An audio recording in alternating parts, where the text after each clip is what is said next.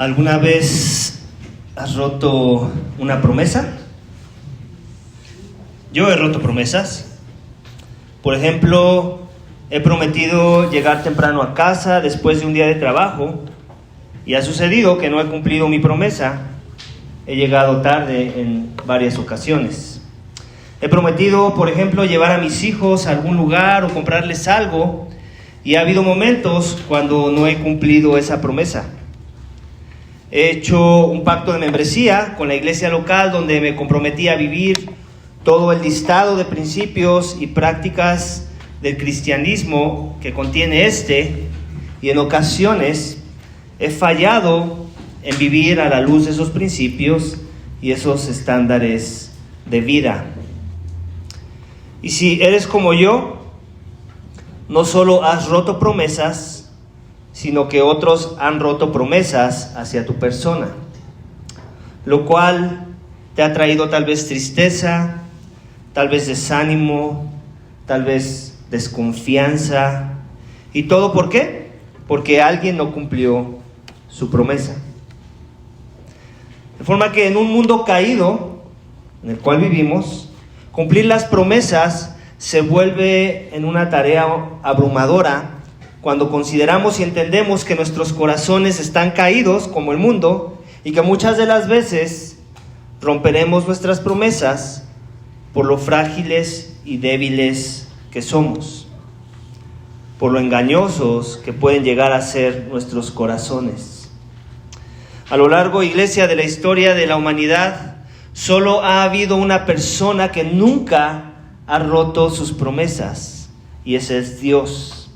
Él siempre se ha mostrado fiel a su palabra. Su carácter ha respaldado cada una de sus promesas pronunciadas, de forma que podamos llegar a la conclusión de que hay alguien en quien podemos confiar porque guarda sus promesas. Y ese alguien es Dios. Amén. El título de mi mensaje, iglesia, esta mañana tiene que ver con esta idea. El Dios de Abraham es un Dios que guarda sus promesas. El Dios de Abraham es un Dios que guarda sus promesas. En la porción del texto que acabamos de leer, iglesia, en nuestra serie, la he dividido en 4 subénfasis. Veremos el carácter santo de Dios, en cómo guarda con fidelidad sus promesas y la paciencia con la que las guarda. Veremos al Dios de Abraham, cumplir con lo que prometió según los planes que tiene, en donde quiso considerar a un idólatra como Abraham, como lo vimos la semana pasada. De forma que vamos a ver el primero de ellos, el primer subénfasis de nuestro texto esta mañana, que lo vas a encontrar en los versículos del capítulo 12, versículos 10 al 20, en donde veremos que Dios guarda sus promesas a pesar del hombre. No por el hombre, a pesar del hombre. Vamos a volver a leer la cita. 12:10, que dice esto: pero hubo hambre en el país, y Abraham descendió a Egipto para pasar allí un tiempo, porque el hambre era severa en aquella tierra.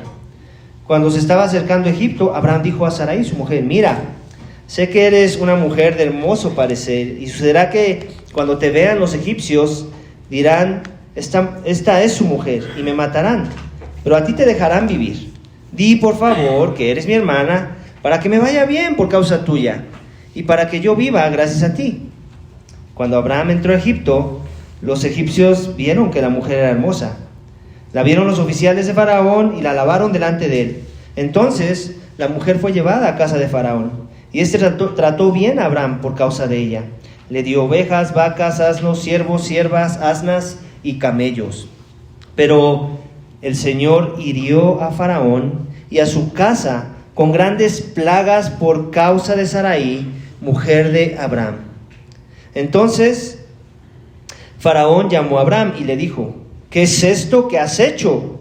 ¿Por qué no me avisaste que era tu mujer? ¿Por qué dijiste: es mi hermana, de manera que la tome por mujer? Ahora pues, aquí está tu mujer, tómala y vete. Faraón dio órdenes a sus hombres acerca de Abraham, y ellos lo despidieron con su mujer y con todo lo que le pertenecía. Algo que vas a notar en la escritura, si la empiezas a leer desde el inicio, el Génesis, y llevas un recorrido así a lo largo de los libros del Antiguo Testamento, después para pasar a los libros del Nuevo Testamento, es que vas a notar que mucho de lo que vas a encontrar ahí son historias que revelan patrones que Dios va mostrando en su revelación progresiva. Patrones del carácter de Dios y de cómo Él obra en los asuntos de los hombres, a través de los cuales Él nos quiere revelar aspectos de su carácter, de su bondad, de su bendición, de su juicio a lo largo de los siglos. Y algo que podemos encontrar aquí en esta sección en particular es uno de esos patrones.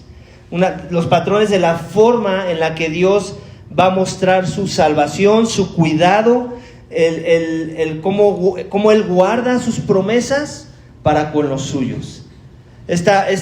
Aquí en esta historia en particular, con estos dos personajes que vemos aquí, que es Abraham y su esposa, vemos el patrón o la sombra de un evento más grande, que después también nos anuncia un evento muchísimo más grande conforme avanzas en la historia de la redención. Pero si te das cuenta, aquí vemos dos personajes, Abraham y su esposa, ¿cierto? Ahí vemos dos. Cuando seguimos leyendo en la historia de la redención y leemos el Éxodo, por ejemplo, vamos a encontrar que más o menos eran alrededor de 2 millones de judíos los que salieron de Egipto cuando vivían cautivos, como esclavos en Egipto. Algo que también vas a encontrar es que salen de Egipto Sarai y su esposo Abraham. De la misma forma que conocemos la historia, salieron de Egipto los israelitas, ¿cierto? También te vas a dar cuenta que hubo un tipo de plagas, lo que dobló a Faraón para que los egipcios dejaran ir al pueblo de Israel. De la misma forma que acabamos de leer aquí, que hubo plagas en contra de Faraón. ¿Por qué? Porque se estaba metiendo con el pueblo de Dios, en este caso Abraham y su mujer. Y así, y también se fueron con propiedades de Egipto, se fueron con riquezas de Egipto, de la misma forma que encontramos en la historia de Israel, cuando salen todo el pueblo, todos esos 2 millones de habitantes de Egipto, también con gran bendición de aquellos que los tenían cautivos. Entonces podemos ver ese patrón, ¿ok? que en forma de menor a mayor, en donde Dios nos quiere mostrar cosas de su carácter y su cuidado en la forma en la que Él guarda sus promesas para con su pueblo. Y eso debería de por sí maravillarnos. Como Dios, como vimos la semana, orquesta cosas para revelar aspectos de lo que Él va a hacer en la historia de la redención, y después podamos anticipar lo que va a continuar haciendo cuando vemos algunos de esos patrones de la forma en la que Él trata en los asuntos de los hombres. Amén. ¿Lo puedes ver en el texto? Lo interesante de aquí es lo que decía la semana pasada. Abraham, el padre de la fe, uno esperaría pues que es un hombre que camina con Dios y que todos sus tratos con Dios y con los hombres son justos, ¿cierto? Y que su confianza en Dios es grande. Lo vimos la semana pasada, levantó 2 altares, ¿recuerdas? Dijimos que no era cualquier cosa, era una forma como que reclamar el territorio en base a las promesas que Dios le hizo de que le iba a entregar esa tierra que ya estaba habitada y en donde había idolatría a su alrededor. No era una tierra neutral, era tierra de paganos, era tierra de aquellos que no buscaban al Dios de Abraham. Entonces uno esperaría, pues ahí está Abraham caminando con Dios, ¿no? Y uno de repente quiere esperar perfección en aquellos que empiezan a caminar con Dios, ¿cierto? ¿Alguna vez te has escuchado el comentario allá afuera de, no, pues es que esta persona me hizo esto o la vi hacer aquello, y eso que es cristiano? ¿Alguna vez has escuchado eso? Tal vez estaban hablando de ti o de mí, ¿no? Y así es, ¿no? Así es el juicio del mundo para con los que buscamos a Dios, ¿no? O sea, en realidad la expectativa de los hombres, injusta, claro, porque ese no es el mismo estándar que hacen sobre sus propias vidas, ¿ok? Es que si tú dices caminar con Dios, si tú dices conocer al Dios vivo, al Dios verdadero, entonces ahora se espera de ti un carácter impecable, intachable, sin errores, ¿cierto? Que eso no es algo que vemos aquí con Abraham, ¿no? Y eso también es algo que vas a notar en la Biblia muchas de las veces. Lo vas a ver hasta también con los apóstoles de Jesucristo, en el nuevo pacto, en la sangre de Cristo. Alguien hace algo así como que dice, wow, ese es un ejemplo de fe, es digno de imitar. Y de repente también lo ves hacer algo que dices, ¿qué es esto? ¿No? ¿Recuerdas, por ejemplo, a Pedro? ¿No? Tú eres el Cristo, ¿no? Y él le diga así, todo el mundo así como que, bravo, Pedro, ¿no? Sacaste 10. Y de repente al ratito, ¿qué pasó? Negó a su maestro, ¿cierto? Entonces algo así estamos viendo. ¿Te das cuenta? Patrones, otra vez patrones. El caminar con Dios es como una montaña rusa a veces, ¿ok? La esperanza es que conforme avanzamos en nuestro caminar con Dios, esa madurez y las cosas que Dios empieza a obrar en nuestras vidas, esos cambios y esa transformación que Él empieza a formar en nuestro carácter, empieza a verse ya no tanto como una montaña rusa, tal vez como, no sé, como el cascabel. ¿Alguien fue al cascabel? ¿No? O no, creo que ese también está así medio alocado, ¿cierto? Bueno, pero imagínense una montaña rusa, no sé, los carritos de los niños ahí en las ferias, ¿no? Ya es así como que menos curvatura, menos peligro en la caída, ¿no? La esperanza es que conforme tú avanzas en tu fe, pues ya no se ve tanto como una montaña rusa, sino como que se ve más estable tu caminar con Dios. ¿Perfecto? Nunca, pero sí estable, sí fiel. Sí también podríamos identificar un patrón de conducta en donde se pudiera decir de ti, míralo, ese camina con Dios, ¿no? O sea, hay consistencia, no hay perfección, pero podemos ver que persevera, podemos ver un caminar, podemos ver una búsqueda continua, y la esperanza es que así va a ser, y eso es algo que no podemos ver con Abraham de buenas a primeras. Vimos algunos destellos de fidelidad, pero aquí vemos inmadurez espiritual, ¿cierto? Aquí vemos que Dios cumple sus promesas, pero él no necesariamente está confiando en las promesas de Dios. ¿Qué pasa? Que hay hambruna, ¿cierto? ¿Qué llevó al pueblo de Israel a Egipto para después convertirse en esclavos de los egipcios? También hambre en la tierra. ¿Te das cuenta? Otra vez paralelismos, hay ciertas sombras, patrones de un evento menor que después se convierte en algo más grande. Uno hubiera pensado, pues Abraham ya es un hombre de fe, ¿no? Hay hambruna, ¿qué importa? Dios proveerá, ¿cierto? Obviamente aquí no nos lo dice el texto, pero nos podemos imaginar que dijo, no, aquí hay hambre, yo me voy a morir, Dios me prometió esta tierra, a mí qué me importa, yo ahorita lo que quiero es comer, voy a ir a buscar un lugar donde haya comida, ¿cierto? Y se fue. Básicamente le dijo Dios, mira, ve esta tierra, ahí esta tierra yo te la voy a dar, y él dijo, bueno, no lo creo tanto, Dios, yo voy a buscar comida, ahorita no me importa la tierra, ¿cierto? Y entonces como consecuencia empezaron cosas que se empezaban a desalinear del plan de Dios, ¿no?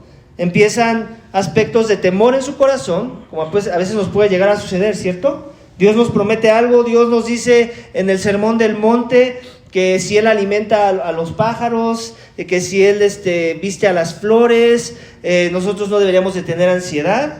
¿Y nosotros qué hacemos? Vivimos vidas llenas de ansiedad, ¿cierto? Y nos cuesta trabajo creerle a Dios. ¿Ok? A veces no importa cuántos años llevas en la fe. Aquí no suena que Abraham llevaba muchos años, así que no seamos tan duros con él en la forma en la que trata a su mujer. ¿Ok? Porque de alguna forma el trato, no sé tú si eres mujer, pero yo siendo hombre me da coraje cuando escucho la historia. Me imagino que tú siendo mujer es así de este tipo, como que el padre de la fe, ¿no?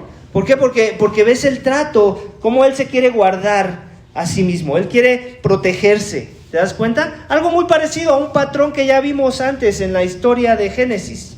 ¿Quién se quería proteger por ahí de la misma manera, escudándose con su mujer? Adán.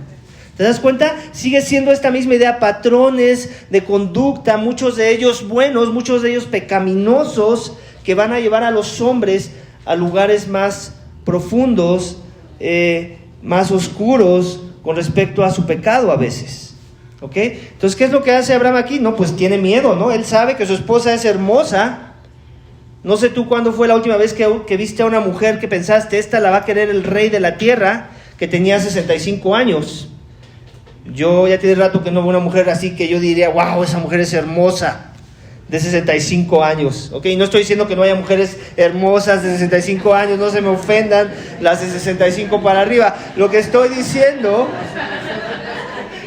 lo que estoy tratando de decir, y tenemos que ser honestos, ya como que después de que brincas la curva de los 50, como que todo viene en decadencia, ¿cierto? Amén, amén. Entonces, pero aquí, en la historia, pues nos podemos imaginar que en verdad era muy hermosa Sarai. O sea, ya para tener sus 65 y Abraham anticipar de que no, a esta le van a echar el ojo, ¿no? Es más me vale venir con un plan para que no me despojen de mi mujer, ¿no? Entonces ella confabula esta historia, hace complot con ella para mentir. Oye, mira, pues, mi amor, tú sabes, tú eres hermosa, ya se lo imaginará, ¿no? Ahí tratando de echar al agua. Tú eres hermosa, mi amor, y tú me amas, ¿cierto? Y yo también te amo, y tú quieres seguir conmigo, ¿verdad? Hasta que la muerte nos separe, ¿cierto? ¿Qué te parece si mejor, cuando entramos a Egipto, no eres mi esposa, mejor eres algo así como mi hermana, ¿ok? Y ya ahí, entonces, lejos de que me vaya mal, lejos de que me maten, y tú te conviertas en la esposa de alguien más, hasta nos va a ir mejor. Quita y nos va mejor, ¿no? Y así fue. O sea, dicho y hecho, parecía que tenía voz de profeta Abraham, ¿cierto? Y apenas vieron a su mujer los ¿cómo le podemos decir? La gente de élite que se juntaba con Faraón, y obviamente sabían que había derecho como derecho de piso, por decirlo así, ¿no? Y dijeron, no, pues antes de que vaya yo, mejor primero le aviso a Faraón, porque si no al que va a matar es a mí, ¿no? Y fueron, le avisaron, la halagaron delante de Faraón, y obviamente Faraón hizo lo propio como el rey de la tierra, como un pagano, de los paganos que existían en aquel tiempo, en donde tenía su harén, y dijo, la incluyo en mi harén, ¿no? O sea, entre todas mis demás esposas que seguramente Faraón tenía, y la quiso hacer su mujer, ¿no? En el camino pues le dio su dote, ¿cierto? Al hermano, no venía con su padre, venía con su hermano, hay que darle su dote, hay que tratar bien al cuñado, ¿no? Y pues ahora sí como que parecía que todo iba muy bien en la historia, ¿no? El texto no nos dice, tal vez fue por boca de Sarai, tal vez fue por alguna revelación, pero Faraón se enteró que esa era la mujer de Abraham, que no era su hermana. Lo que sí nos dice es que trajo plagas. Básicamente, algo sabía Faraón, que el resultado de esas plagas era por algo que el Dios verdadero estaba trayendo en contra de su persona, por algo malo que él estaba haciendo. Entonces, aquí es donde viene la parte hermosa del cuidado de Dios para con su pueblo, ¿te das cuenta? ¿Cuál era la promesa? Una de las promesas que le hizo: al que te bendiga, lo bendeciré; al que te maldiga, lo maldeciré. Aquí ¿por qué vino, por decirlo así? ¿Por qué Faraón maldijo a Abraham? ¿Por culpa de Faraón? Fue por culpa de Abraham, ¿cierto? O sea, de todos modos tal vez lo hubiera maldecido porque lo iba a matar si no había esa mentira. Pero de alguna forma, ahí te das cuenta de la fidelidad de Dios a sus promesas. A pesar de Abraham, a pesar de él querer hacer las cosas en sus fuerzas y protegerse a su manera, Dios de todos modos es fiel a su promesa. ¿Te das cuenta? Y así, patrones como ese vas a encontrar en la Escritura. Por ejemplo, hablemos de Moisés, cuando Dios le dice, háblale a la roca. ¿Y qué hizo Moisés? ¿Fue y le habló bien buena onda? No, le pegó a la roca, ¿cierto? Uno que hubiera esperado, desobedeció, ahora para que se le quite no va a haber agua, ¿no? El texto no dice que no salió agua. El texto dice que aún Dios proveyó a Israel. Entonces, ¿te das cuenta? Dios tiene cuidado de su pueblo a pesar del hombre. A pesar del hombre, a pesar de sus malas decisiones de Abraham, ¿ok? Llevaba menos de un año en el cristianismo, ¿ok? O no sé cuánto, pero no llevaba mucho, ¿ok? Era un nuevo creyente. Y aquí podemos ver cómo es que Dios es paciente para con los suyos, y a pesar del hombre, Él continúa con sus promesas. En otras palabras, no permitió que su promesa se rompiera, o que su plan de traer redención a través del linaje de Abraham se viera interrumpido, porque ahora ya no iba a ser esposa de Abraham, sino esposa de alguien más. ¿La promesa a quién se la hizo? ¿A Faraón o a Abraham? A Abraham. Entonces Dios iba a ver cómo, pero Él se iba a cumplir su voluntad en la vida de Abraham. Él iba a seguir teniendo una esposa y no iba a ser otra que no fuera Sarai. Y entonces él hizo todo lo que tuvo que hacer, confabuló las cosas, trajo plagas y trajo a la atención de Faraón que esa era esposa de alguien más y que la tenía que devolver. Y él lo hizo. Amén. De forma que podemos ver el cuidado de Dios en la vida de su pueblo. ¿Cuántas veces no te ha pasado eso a ti? ¿Cuántas veces no me ha pasado eso a mí si caminas con Dios? En donde no hemos hecho lo correcto, no hemos hecho lo que sabemos que teníamos que haber hecho, y de todos modos Dios no nos dio las consecuencias que merecíamos por no haber caminado de una manera digna del llamado que Él ha hecho para con nosotros. Ese es el Dios de la Biblia. Y con eso no estoy diciendo ahora, por eso vayamos por la vida desobedeciendo a Dios. Ese no es el llamado. Si lo estás tomando por ahí, no me estás entendiendo. Lo que estoy diciendo es que es a pesar de nosotros que muchas veces Dios aún así lleva a cabo sus promesas. En el proceso nos enseña algo, nos muestra que la próxima vez tenemos que tener más cuidado, nos tiene mucha paciencia y nos sigue amando en el camino. Amén. Ese es el Dios de la Biblia, ese es el Dios que tiene mucha paciencia para con los suyos. Y lo podemos ver en la vida de Abraham y lo podemos seguir viendo en nuestras propias vidas. Amén. Amén. Entonces Dios guarda sus promesas a pesar del hombre y mantiene íntegro, por decirlo así, esa relación de aquel al que le hizo su promesa junto con su esposa, porque la promesa iba también hacia la esposa, aunque no se la dijo a la esposa. Hay un sentido en el que ella era beneficiada de esa promesa. La promesa venía atada en ese matrimonio, no podía ser en otros contextos, y después lo vamos a ver más adelante cómo es que no podía ser así. Amén. Vamos al siguiente subénfasis, en donde veremos que guarda sus promesas y las reafirma. Capítulo 13, versículos 1 al 18.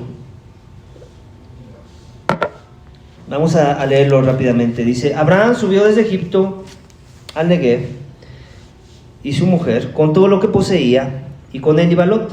Abraham era muy rico en ganado, claro, Faraón le dio ese dinero y muchas cosas más, en plata y en oro, y anduvo en sus jornadas desde el Negev hasta Betel, al lugar donde su tienda había estado al principio, entre Betel y Ai, al lugar del altar que antes había hecho allí Abraham invocó el nombre del Señor. Entonces, esto es un dato importante.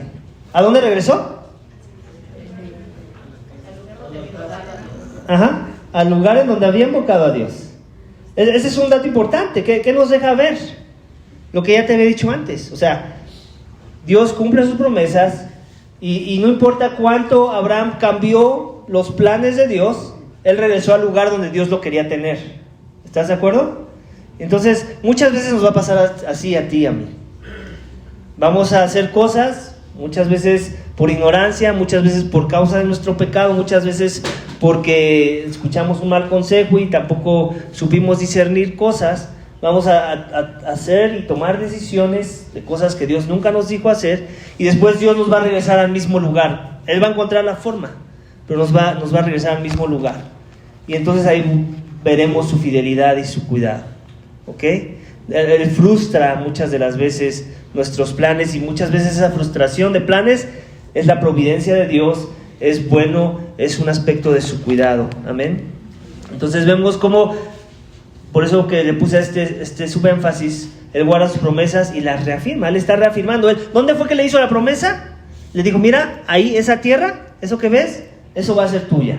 ¿Ok? Ahí fue donde Él levantó el altar en una forma de decir: Dios, yo te creo, Dios, yo te adoro. Y es ahí donde quiere continuar la historia a Dios, no donde Abraham había propuesto. Continuamos la lectura. También Lot, que andaba con Abraham, tenía ovejas, vacas y tiendas, pero la tierra no podía sostenerlos para que habitaran juntos, porque las posesiones eran tantas que ya no podían habitar juntos. Hubo pues problema entre los pastores del ganado de Abraham y los pastores del ganado de Lot. Los cananeos y los jefes fereceos habitaban en aquella tierra. Así que Abraham dijo a Lot: te ruego que no haya problema entre nosotros, ni entre mis pastores y tus pastores, porque somos hermanos. ¿No está toda la tierra delante de ti? Te ruego que te separes de mí. Si vas a la izquierda, yo iré a la derecha. Si vas a la derecha, yo iré a la izquierda. Y alzó Lot los ojos y vio todo el valle, el Jordán, el cual estaba bien regado por todas partes. Esto fue antes de que el Señor destruyera Sodoma y Gomorra. como el huerto del Señor, como la tierra de Egipto rumbo a Zoar. Lot escogió para sí todo el valle del Jordán, y viajó Lot hacia el oriente. Así se separaron uno del otro. Abraham se estableció en la tierra de Canaán, en tanto que Lot se estableció en las ciudades del valle, y fue poniendo sus tiendas hasta Sodoma. Pero los hombres de Sodoma eran malos y pecadores en gran manera contra el Señor. Aquí vemos otro aspecto del carácter de Abraham. Parece que otra vez como que está realineando su corazón a los caminos del Señor. ¿Qué podemos ver con respecto a Abraham? Un carácter manso, ¿cierto? ¿Qué es la mansedumbre? La mansedumbre, para definirla así de manera muy simple, es cuando tú puedes hacer algo o tienes el derecho de hacer algo y no habría ningún problema en que lo hicieras, o sea, no sería pecado, y aún en medio de eso decides no hacerlo, decides considerar el interés de otro o el beneficio de otro o la bendición para otro antes que a tu persona. Ese sería algo así como un carácter manso, ¿ok? En este caso, en el contexto de la historia que estamos viendo aquí, ¿quién es Abraham con respecto a Lot? ¿Su tío? ¿Su superior o su inferior? Superior, ¿cierto? En autoridad, en jerarquía, ¿ok? ¿Y qué es lo que vemos que hace cuando existe este conflicto de intereses, por decirlo así, ¿no? Ya se están peleando sus pastores, ¿no? Ya no hay suficiente pastura en la tierra, no podemos coexistir en el mismo lugar, tenemos que formar un plan B para que haya suficiente para todos. ¿Y qué es lo que hubiera uno hecho cuando no es manso? En el caso de Abraham, ¿qué era lo que tocaba hacer si no hubiera sido manso? Él escogía, ¿cierto? Mira Lot, pues déjame ver mis propios intereses primero y ya después vemos qué te toca, ¿cierto? Pero no fue así. ¿Qué es lo que dice el texto que hizo Abraham? Le dio a escoger, ¿no? Y la esperanza es que eso es parte del carácter de aquellos que caminan con Dios. Y esa es una forma de mostrar fe en la providencia de Dios. ¿Exacto? ¿Lo puedes ver ahí? ¿Por qué? Porque lo que está diciendo, mira, Dios seguramente no era tonto, Abraham. O sea, seguramente él podía ver con sus ojos dónde se veía más próspera la tierra, ¿cierto? Y muchas veces Dios te va a poner en ese lugar, iglesia, quiero que sepas.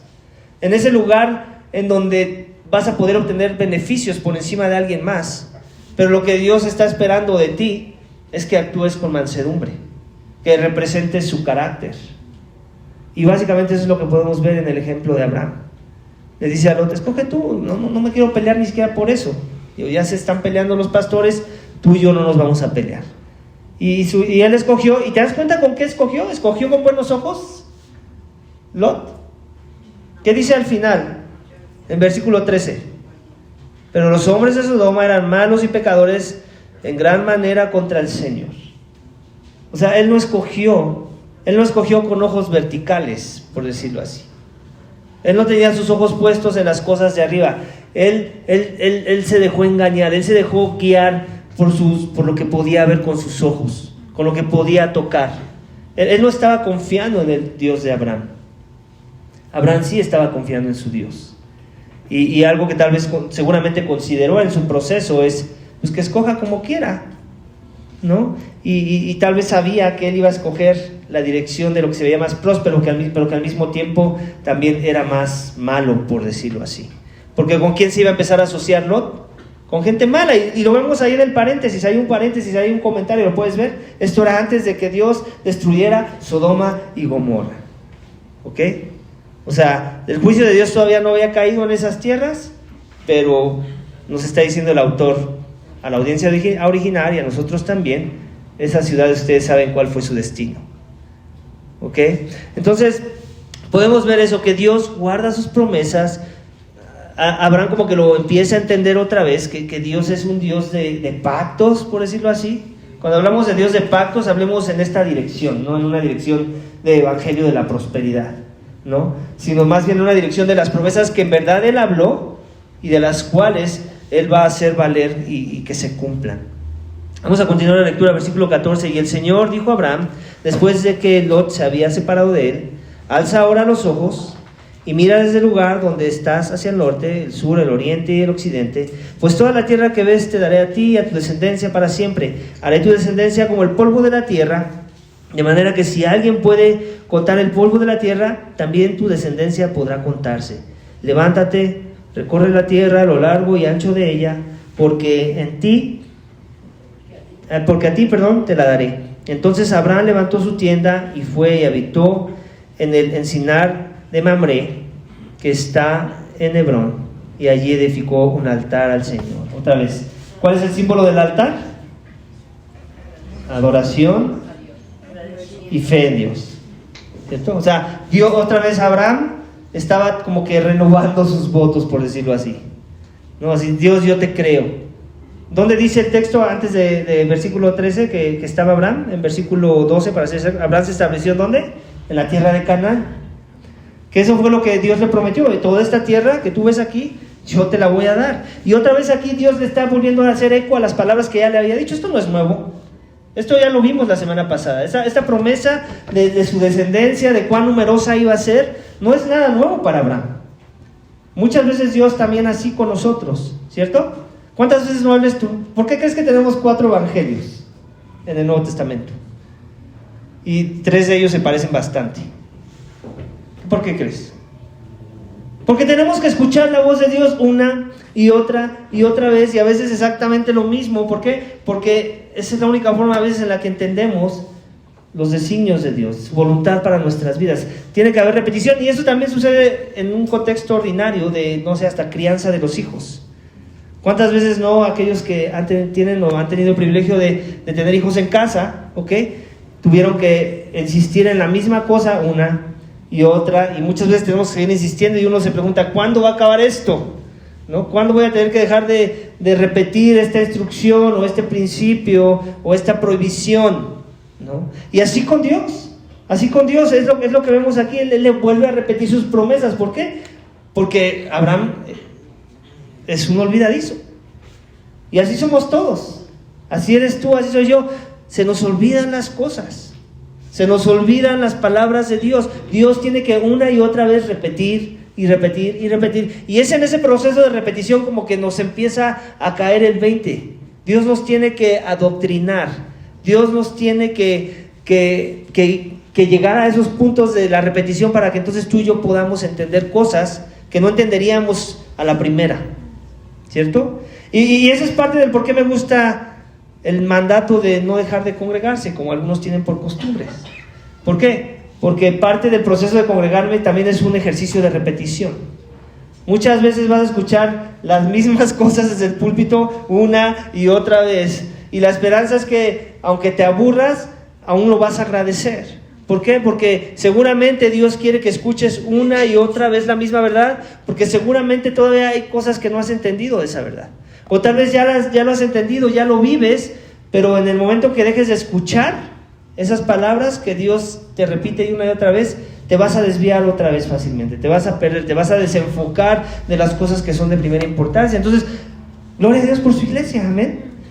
Parte del ejercicio que hacemos aquí, aparte de cantar y orar, es hacer un bonche de cosas que suenan a repetición, ¿ok? La cena del Señor es un aspecto de ese tema de la repetición, ¿cierto? En nuestro caso hemos decidido la primera semana de cada mes tener esa celebración, conmemorar ese acto, ¿ok? Y es una forma de, sí, lo vamos a volver y sí, va a haber alguien que diga, ay, esto ya, que le pare, ¿no? Pues que se vaya. El Dios de la Biblia quiere que lo repitamos. El Dios de la Biblia le place ese acto de repetición.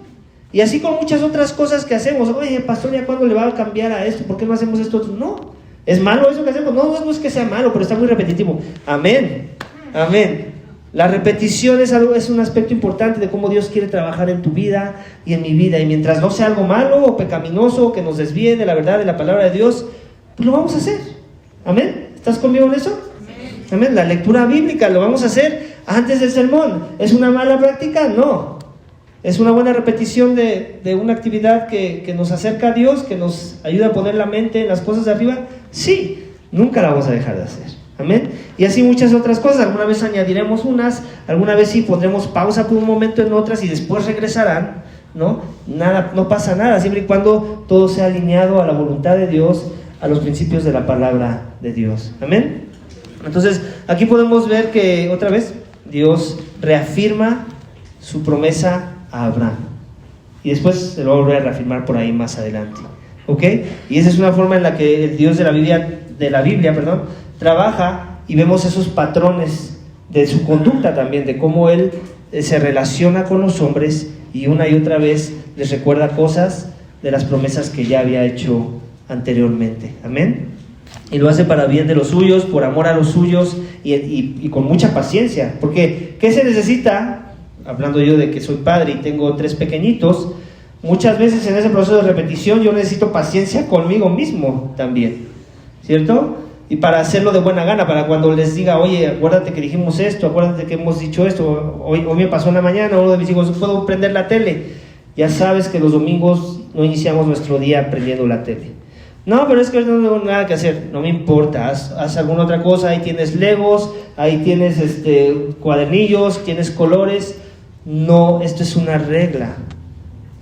Nada me hubiera costado romper un poco la regla, ser flexible a la regla, pero yo ya sé las implicaciones de hacer eso. Yo ya sé que eso no le va a ayudar a mi hijo en otras cuestiones después. Entonces, así, por eso a veces tenemos que ser constantes y firmes en el proceso de ser repetitivos. Amén. Vamos al siguiente subénfasis. Dios guarda sus promesas y bendice a otros. Versículo 1 al 16. ¿Cómo voy de tiempo? ¿Cuánto llevo del sermón? No me digan que ya me pasó 1 hora. No, es que empezamos bien tarde, ¿verdad? Ya me había espantado. Ok, vamos. Capítulo 14 dice: aconteció en los días de Amrafel, rey de Sinar, de Arioc, rey de Elazar, de Kedorlaomer, rey de Elam y de Tidal, rey de Goyim, que estos hicieron guerra en Bera, rey de Sodoma, y a Birsá, rey de Gomorra, a Sinab, rey de Adma, a Semeber, rey de Seboim, al rey de Belá, es decir, Soar. Estos últimos se reunieron como aliados en el valle de Sidim, es decir, el mar salado. 12 años habían servido a Kedorlaomer, pero en el año 13 se rebelaron.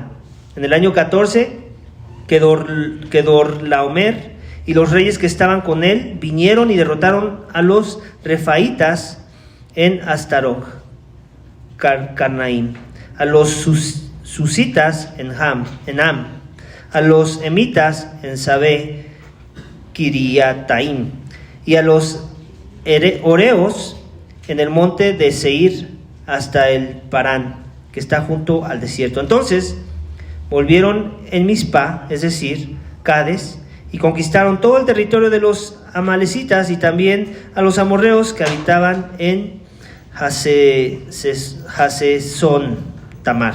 Entonces el rey de Sodoma con el rey de Gomorra, el rey de Adma, el rey de Seboim y el rey de Bela, es decir, Soar, salieron y les presentaron batalla en el valle de Sidim, es decir, a Kedorlaomer, rey de Elam, a Tidal, rey de Goyim, a Amrafael, rey de Sinar, y a Arioc, rey de Elazar.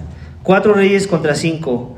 El valle de Sidim estaba lleno de pozos de asfalto, y el rey de Sodoma y el rey de Gomorra al huir cayeron allí, y los demás huyeron a los montes. Entonces tomaron todos los bienes de Sodoma y Gomorra con todas sus provisiones y se fueron. Se llevaron también a Lot, sobrino de Abraham, con todas sus posesiones, pues él habitaba en Sodoma, y se fueron.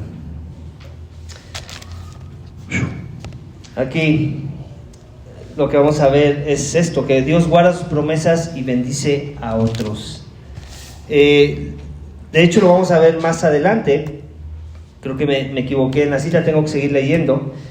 Dice: uno de los que escaparon vino y se lo hizo saber a Abraham, el hebreo, que habitaba en Sinar de Mamre, el amorreo. hermano de Escol y hermano de Abner, y estos eran aliados de Abraham. Al oír Abraham que su sobrino había sido llevado cautivo, movilizó a sus hombres adiestrados nacidos en casa, 318 en total, y salieron en persecución hasta Dan, porque por la noche él con sus siervos organizó sus fuerzas contra ellos y los derrotó y los persiguió hasta Obá, que está al norte de Damasco, y recobró todos sus bienes, también a su sobrino Lot con sus posesiones, y también a las mujeres y a la demás gente. Era hasta ahí donde tenía que leer. Entonces Dios guarda sus promesas y bendice a otros. En este contexto de lo que vemos, no quiero traer los detalles porque son reyes que tú y yo no conocíamos, son ciudades que muchas de ellas ya no existen. El punto es que vemos una lucha de poderes entre reyes paganos, ¿no? Cuando pienses en reyes, o lo que vemos aquí como descrito como reyes, no pienses algo así como el rey Salomón con un reinado y todo un ejército bien armado, no. Piensa más como líderes ejidatarios, algo así como gente con mucha influencia en una región, no necesariamente muy vasta, pero sí con influencia y con cierto poder y autoridad sobre los ciudadanos de esa región, ¿ok? O sea, no son reinos así muy bien armados como cuando piensas en, no sé, en el Imperio Romano, en el Imperio de Grecia o algunos de esos imperios del pasado. Son más este tipo de contiendas, ¿no? Entre ejidatarios, ¿no? Pero con influencia.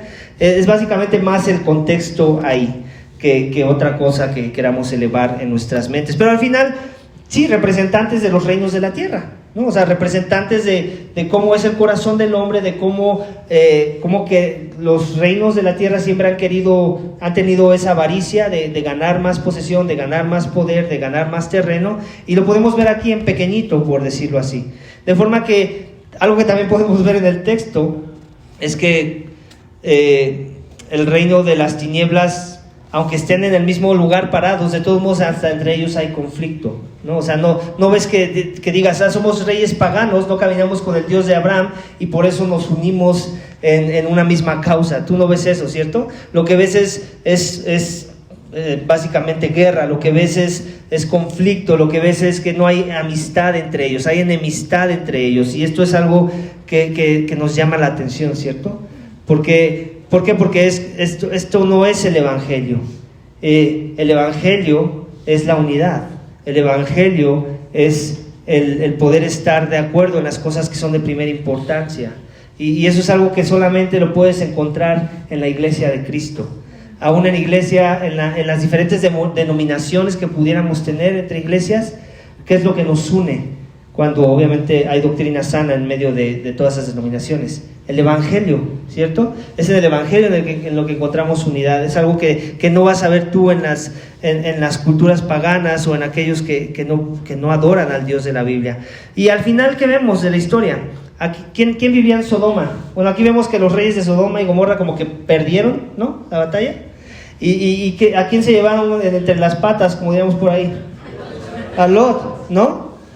A Lot se lo llevaron entre las patas, lo llevaron cautivo, ¿no? Con sus posesiones, y entonces ahí se entera el tío, alguien vino como decíamos, también diríamos por ahí, voy a usar palabras muy coloquiales, ¿ok? Espero no te ofenda. Le corrieron el pitazo a Abraham, ¿no? Y dijo, no, ¿cómo que esto así? Es mi sobrino, ¿no? Y sin importar sus malas decisiones, yo voy a ir y se las van a ver conmigo, ¿no? Y lo interesante también es, otra vez, hablando de patrones, escoge a sus 318 mejores, ¿no?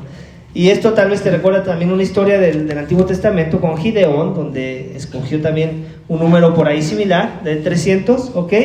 Y también derrotó a ejércitos, ¿no? O a grandes, pues sí, grupos más poderosos, por decirlo así, que su persona. Y lo mismo vamos a encontrar aquí. Abraham dice, llevo a mis 300, ¿no?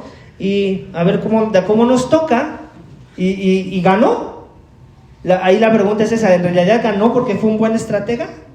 ¿Porque en realidad iba con un buen número de personas? No, ganó porque el Dios de Israel lo respaldaba, al igual que Gideón, ¿ok? Dios de Israel detrás de Abraham, porque Dios es el que cuida y bendice a los suyos, es el que respalda sus decisiones, y sobre todo en este caso, pues que era una causa al parecer justa, ¿cierto? Él iba a traer justicia en medio de esta situación, iba a recuperar la libertad de su sobrino. Y entonces es ahí donde hace sentido lo que vemos en cuanto a las promesas de Dios. ¿Qué le dijo Dios a Abraham? Al que te bendiga lo bendeciré, al que te maldiga lo maldeciré. En este caso podemos hacer esta inferencia. ¿Quién bendecía a Abraham? Independientemente de que tomó una decisión a su favor o más egoísta en su persona. Lot lo bendecía, era su tío, o sea, no tenía nada en contra, se fueron en buenos términos, ¿ok? Lot estaba asociado con Abraham, que es otro patrón que también hemos venido viendo. ¿Recuerdas quiénes estaban asociados en el arca con quién? Los hijos de Noé, con Noé. Entonces también otra vez tiene que ver con esta idea de que el que camina con Dios y los que se relacionan con ese que camina con Dios son beneficiados en gran manera. En el contexto de la historia que estamos leyendo, es Lot el que está siendo beneficiado, ¿ok? ¿Por qué? Por su tío que camina con Dios. El texto no nos dice que Lot camine con Dios. Es Abraham el que camina con Dios, es Abraham el que levanta altares, es Abraham el que demuestra evidencias de la fe en la palabra de Dios. Y como consecuencia él es beneficiado y es bendecido por Abraham. ¿Te das cuenta? Entonces vemos al Dios que guarda sus promesas y bendice a otros. No nada más bendice a Lot, también bendice a esos reyes que también fueron despojados. También trae bendición para esos reyes paganos. Entonces esto también habla de un patrón que queremos seguir viendo en nuestro contexto. Porque ¿cuál es la esperanza de la iglesia de Cristo en nuestros días? Ser luz, ser sal, ser de bendición para las naciones. El mandato no ha cambiado, sigue siendo exactamente el mismo. Tenemos que ser fructíferos, tenemos que multiplicarnos, tenemos que sojuzgar la tierra, tenemos que ser de influencia, tenemos que ser de impacto, tenemos que contagiar a la cultura. Ese sigue siendo exactamente lo mismo, y la esperanza es que el hecho de que tú seas cristiano, el que tú hayas creído en el Dios de Abraham, en el Dios de nuestro Señor Jesucristo, esté trayendo su impacto a tu alrededor. Y que muchas veces ni siquiera te des cuenta, pero la gente está recibiendo bendición por causa de estar asociados contigo. La esperanza es que así sea y no al revés. Que tu presencia, tu proceder, tu interacción con el mundo y con aquellos que son del mundo les esté trayendo como consecuencia maldición a sus vidas más que bendición. Que Dios nos guarde de eso, iglesia. Que Dios nos guarde de eso. Y a veces no tienen que ser cosas tan sublimes. Pueden ser cosas simples por las cuales la gente puede estar agradecido por ti. Voy a dar un ejemplo de mi persona, pero no porque quiera exaltarme, mucho menos. En serio, eso es lo que menos quiero hacer cuando doy un ejemplo. La otra vez, antes, en algún momento, no sé si les conté, traté de discipular al hijo de la señora que nos renta. Y tuvimos un estudio bíblico. Y en las charlas que tuvimos me dicen, no, en mi familia y yo estamos muy agradecidos de que ustedes estén aquí, que sean nuestros inquilinos.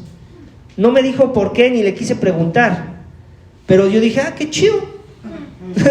Qué chidos. Tal vez han tenido mala experiencia con inquilinos pasados, ¿no? No sé, en verdad no sé por qué hizo el comentario, pero me lo puedo imaginar. ¿Te lo puedes imaginar? No, o sea, tampoco es que les hemos ido no les hemos compartido, así que digas, ¿sabes? Que les compartimos el pastel que hacemos cada 8 días, no, pues sí, así que no va a estar agradecido. No, en verdad no hemos hecho nada que nosotros pudiéramos llamar especial o por encima de la norma, como para que ellos estén agradecidos de que estemos ahí. Bueno, nunca les hemos faltado con la renta, no sé si va por ahí, ¿no? pero nos podemos imaginar, aquellos que alguna vez han rentado algo, ¿no? En sus vidas, saben el dolor de cabeza que eso puede llegar a ser, ¿no? Entonces, te doy este ejemplo otra vez, no para exaltarme a mí o a mi familia, porque ya te dije que ni siquiera sé por qué lo dijo. Espero hayan sido por cosas que vale la pena decir ese comentario. Pero al final se trata de eso. O sea, de que tú y yo seamos de bendiciones en contextos en donde ni siquiera nos lo podemos imaginar. ¿Ok? ¿Por qué? Porque caminamos con Dios. Porque caminamos con el Dios de Abraham, con el Dios de Jacob, con el Dios de nuestro Señor Jesucristo. Amén. Y entonces somos de bendición para otros, como aquí en el contexto de la historia que estamos leyendo. Abraham está siendo de bendición para su sobrino y para los reyes paganos de la tierra, que también habían sido despojados junto con su sobrino de las cosas que ellos poseían. Vamos al último subénfasis, con este cerramos el mensaje, que Dios guarda sus promesas y nos bendice grandemente. Y eso lo podemos ver en el versículo 14 y 17 al final del capítulo. Dice: a su regreso, después de derrotar a Kedorlaomer y a los reyes que estaban con él, salió a su encuentro el rey de Sodoma en el valle de Sabe, es decir, el valle del rey, y Melquisedec, rey de Salem, sacó su pan y vino. Él era sacerdote del Dios Altísimo, lo bendijo diciendo: bendito sea Abraham del Dios Altísimo, creador del cielo y la tierra, y bendito sea el Dios Altísimo, que entregó a tus enemigos en tus manos. Y Abraham le dio el diezmo de todo. El rey de Sodoma dijo a Abraham: dame de las personas... El rey de Sodoma dijo a Abraham: dame las personas y toma para ti los bienes. Abraham dijo al rey de Sodoma: he jurado al Señor Dios Altísimo, creador del cielo y de la tierra, que no tomaré ni un hilo, ni una correa de zapato, ni ninguna cosa suya, para que no diga: yo enriquecí a Abraham. Nada tomaré excepto lo que los jóvenes han comido, y la parte de los hombres que fueron conmigo, Aner, Escol y Mamre, ellos tomarán su parte. Dios guarda sus promesas y nos bendice grandemente. Otra vez, aquí que ya vemos con más claridad lo que te dije del punto pasado. Abraham está haciendo de bendición para el rey de Sodoma, ¿cierto? ¿Es lo que leemos ahí? ¿Lo lees conmigo? Ya me perdí, pero lo acabo de leer, estoy seguro de eso. Dice, versículo 21, el rey de Sodoma dijo a Abraham, ¿ok? En otras palabras le dijo: mira, dame la gente, quédate con las posesiones. Él le dijo: no, a mí quien me provee es el Dios vivo, es el que hizo que yo ganara esta victoria, ¿ok? Él es mi proveedor, no tú, un rey pagano de la tierra que fue beneficiado por causa de mi victoria, ¿ok? No nada más fue beneficiado Lot, fue beneficiado este rey. Y este rey como que quería compensar, ¿no? Así como cuando alguien te ayuda a algo y te dice: bueno, pues quédate con esta parte. Él dijo: no me quedo con nada, más lo que ya se ha tomado, en este caso los alimentos que seguramente pudieron comer en su camino de regreso, de recuperar las cosas, ¿ok? Entonces, es bien importante que veamos que Dios bendice a Abraham grandemente. ¿Cómo? Por un lado con su fe, sigue fortaleciendo su fe. No esperó en recibir nada de los hombres, él espera recibir todo de Dios. Y por eso es que él hace esa declaración de que no sea que al rato tú digas que yo soy próspero por tu causa. Mi prosperidad no es por causa de los hombres, es por causa del Señor, el que me dio la victoria de tus enemigos, el que me hizo rescatar tus bienes, y las posesiones también se veían como posesiones, o así es como lo quiere presentar el texto, las personas de ese reino o de esa ciudad. ¿Ok? Entonces, la idea está ahí. Después vemos a un personaje que parece como que sale de la nada, ¿cierto? Y que lo vimos en nuestra serie de Hebreos, ¿recuerdas? Melquisedec. ¿Quién era Melquisedec? Era un sacerdote de... ¿quién dice el texto? Del Dios Altísimo. Ok, esto es algo interesante. Quiere decir que no nada más Abraham caminaba con Dios. Hay otros caracteres de la Biblia, de la época de Abraham, que podemos identificar en la Biblia, que también caminaban con Dios, como este Melquisedec, que era un rey sacerdote, que es algo que vimos en nuestro texto de Hebreos, que era un paralelismo, o otra vez lo que hemos venido diciendo, un patrón que se cumple últimamente en la persona de Cristo Jesús. ¿Qué dijimos que era Cristo Jesús? Era según el orden de ¿quién? De Melquisedec. Y si recuerdas un poquito de lo que vimos en la serie, es que eso significa que él venía de ese mismo tipo de sacerdote, o sea, no en el orden de Aarón, sino en un orden diferente, ¿ok?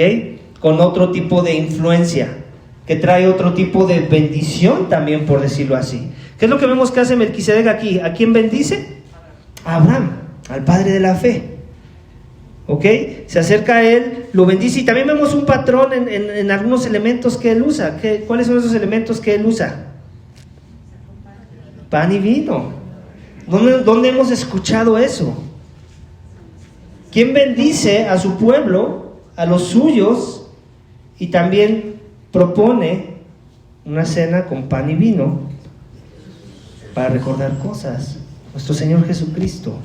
Entonces, ¿por qué este énfasis en los patrones? Porque lo vas a encontrar por toda la Biblia, iglesia.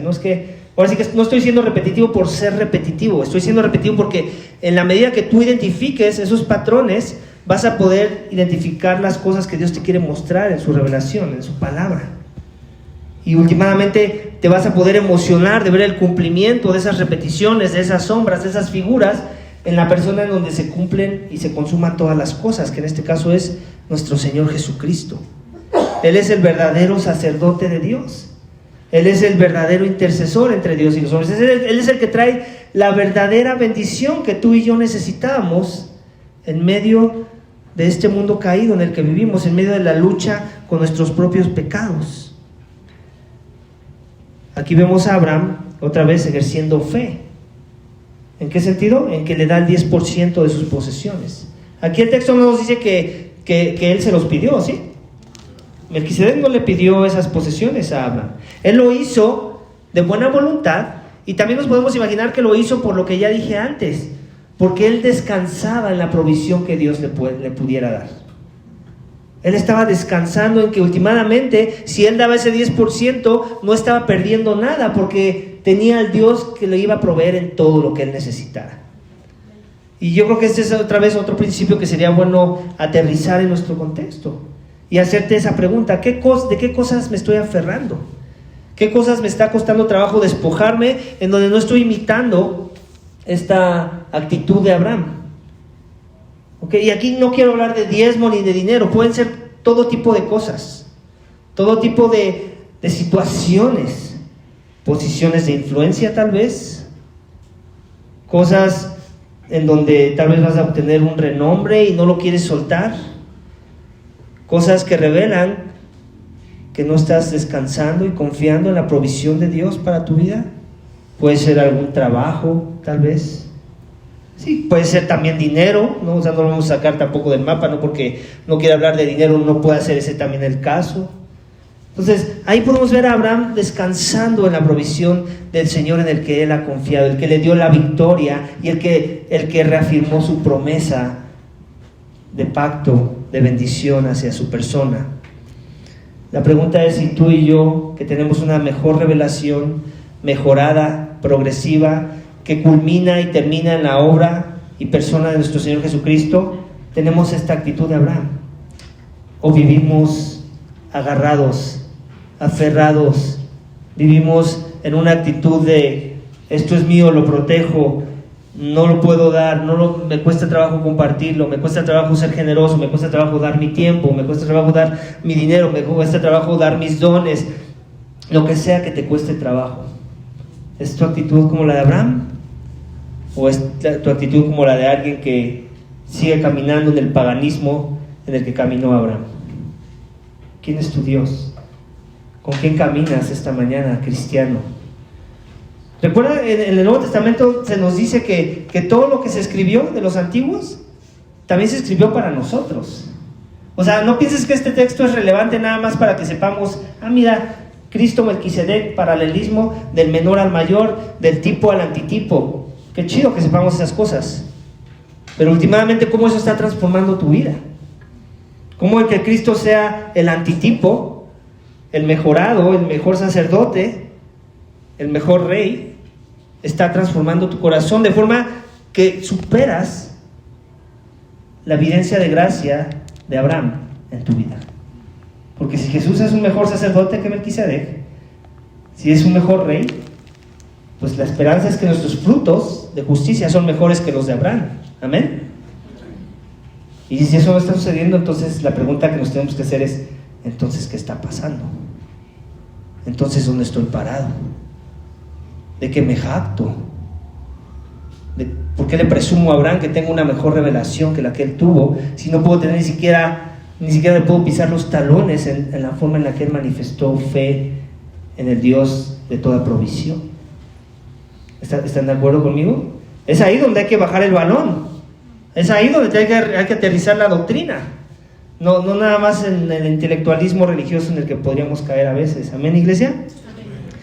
Entonces, últimamente Jesús es un mejor sacerdote, es un mejor Melquisedec, él trae mejor bendición. ¿Por qué? Porque trae una mejor intercesión. Amén.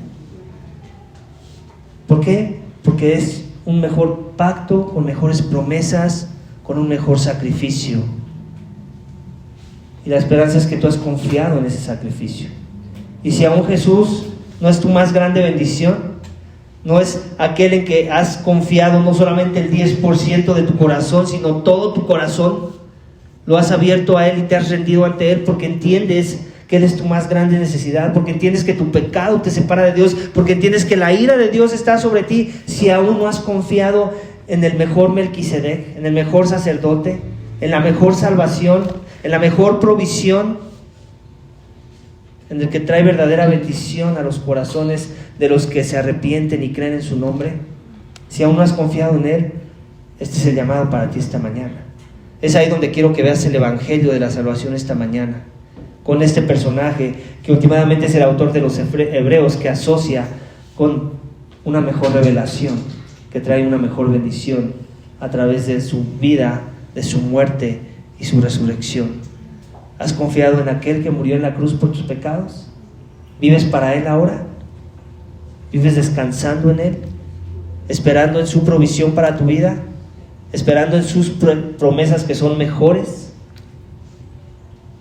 Esa es la esperanza del llamado del texto de hoy, iglesia. Que si aún no has creído en Él, entonces vengas a Él, te arrepientas y creas, y ahora vivas en devoción a su persona, confiando 100% en su carácter, esperando en Él su provisión. Amén. Y la provisión más grande que ya nos dio, sin importar que te va a dar esa casa que tal vez estás esperando, o ese mejor trabajo, o ese aumento, lo que sea, es que Él ya nos reconcilió con su Padre en la cruz. Él llevó el castigo que tú y yo merecíamos por nuestros pecados. Él llevó la ira, Él nos da vida eterna en su nombre, y ahora podemos ser reconciliados, declarados aceptos, justos delante de su Padre en los cielos. Ese es el mejor favor, mejor que el que Abraham le trajo a Lot, mejor que el que Melquisedec le dio a Abraham cuando lo bendijo, y mejor que cualquier otro que pudiéramos tener en esta tierra. ¿Amén, iglesia? Así que termino con esto. Yo he roto muchas promesas, tú has roto muchas promesas, pero podemos confiar en que hay uno que guarda sus promesas y las cumple a la perfección. Y que cuando confiamos en Él, no hay lugar para el desánimo, la tristeza, no hay lugar para la desconfianza. Su carácter le respalda, su patrón de cumplir promesas es la prueba de que sigue y seguirá cumpliendo cada una de las promesas que Él nos ha dado. Así que vamos a orar para que podamos descansar en el Dios que siempre cumple sus promesas. Amén. Vamos a orar. Padre, te damos gracias. Gracias porque eres un Dios que cumple sus promesas, y lo pudimos ver en el texto esta mañana, Señor. Como tú obras, no por el hombre, sino a pesar del hombre, como tú mantienes tus pactos, tus promesas, y los guardas con mucha paciencia, como tú bendices a aquellos a los que ya has bendecido en la persona de Cristo, y extiendes la bendición para aquellos que se asocian con nosotros, Señor. Recuérdanos que la más grande bendición que tú vas a extender a aquellos que aún no te conocen es cuando les proclamamos el mensaje de salvación y fe en la obra de Cristo, Señor.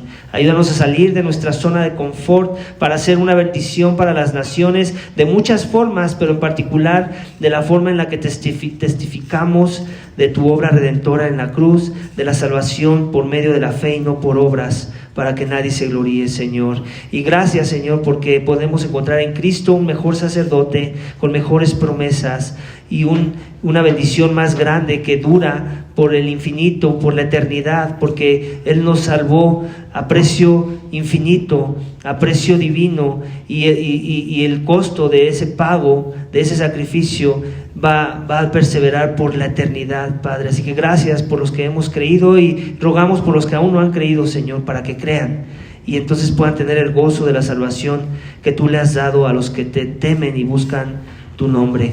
Todo esto te pedimos, te damos gracias en el nombre de tu Hijo amado Cristo Jesús. Amén.